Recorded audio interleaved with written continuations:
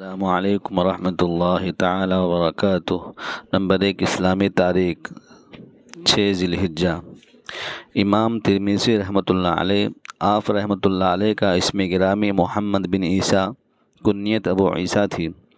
آپ سن 200 ہجری کے قریب جیہون نامی سمندر کے ساحلی علاقے کے ترمذ گاؤں میں پیدا ہوئے۔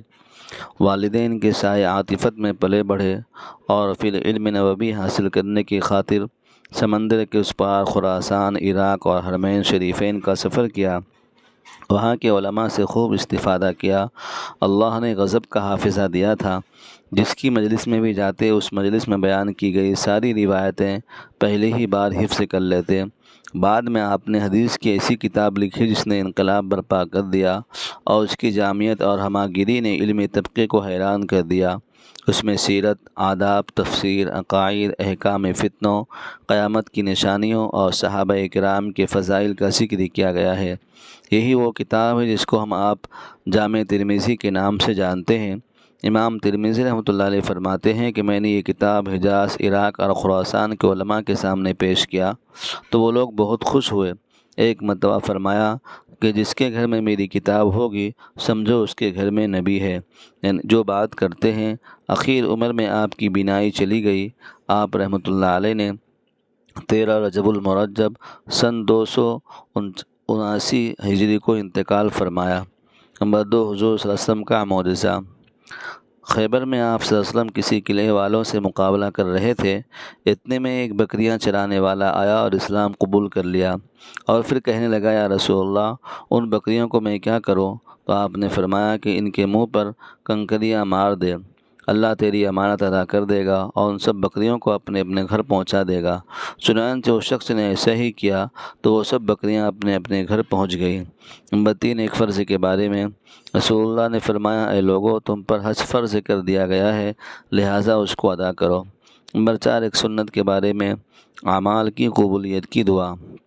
اعمال قبول ہونے کے لیے اس دعا کا اہتمام کرنا چاہیے، ربنا تقبل منا انک انت السمیع العلیم۔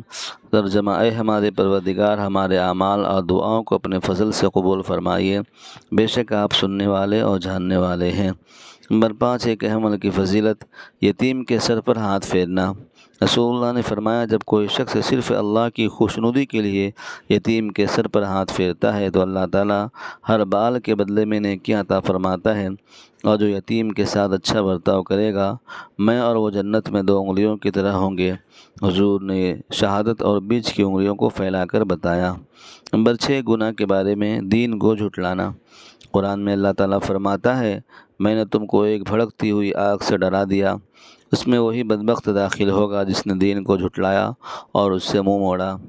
نمبر 7، دنیا کے بارے میں قرآن میں اللہ تعالیٰ فرماتا ہے لوگوں، تمہاری نافرمانی اور بغاوت کا بال تم پر ہی پڑنے والا ہے، دنیا کی زندگی کے سامان سے تھوڑا فائدہ اٹھا لو، پھر تم کو ہماری طرح واپس آنا ہے تو ہم ان سب کاموں کی حقیقت سے تم کو آگاہ کریں گے جو تم کیا کرتے تھے۔ نمبر 8، آخرت کے بارے میں جنت کا بازار۔ رسول اللہ نے فرمایا جنت میں ایک بازار ہے جس میں خرید و فروخت نہیں ہے، اس میں صرف مرد اور عورتوں کی صورتیں ہیں، ان کو دیکھ کر جب آدمی کسی شکل کی تمنا کرے گا کہ میں بھی اس جیسا ہوتا تو اس کی شکل ویسی ہی ہو جائے گی۔ نمبر 9، طب نبوی سے علاج۔ زکام کا فوراً علاج نہ کیا جائے۔ ہمارے نبی نے فرمایا ہر انسان کے سر میں جذام یعنی کوڑ کی جوش مارنے والی ایک رگ ہوتی ہے، جب وہ جوش مارتی ہے تو اللہ تعالیٰ اس پر زکام مسلط کر دیتا ہے، لہٰذا زکام کا علاج مت کرو۔ فائدہ، حکماء اور ڈاکٹر حضرات بھی زکام کا فوری علاج بہتر نہیں سمجھتے بلکہ کچھ دنوں کے بعد علاج کرنے کا مشورہ دیتے ہیں۔ نمبر 10، نبی صلی اللہ علیہ وسلم کی نصیحت۔ ہمارے نبی نے فرمایا غصہ شیطان کے اثر سے ہوتا ہے، شیطان کی پیدائش آگ سے ہوئی ہے اور آگ پانی سے بجھائی جاتی ہے، لہٰذا جب تم میں سے کسی کو غصہ آئے تو اس کو چاہیے کہ وضو کر لے۔ اللہ تعالی ہم سب کو ان باتوں پر عمل کرنے کی اور اس کو روزانہ پابندی سے سن کر اس کو آگے پھیلانے کی توفیق عطا فرمائے۔ وما علینا الا البلاغ المبین۔ والسلام علیکم۔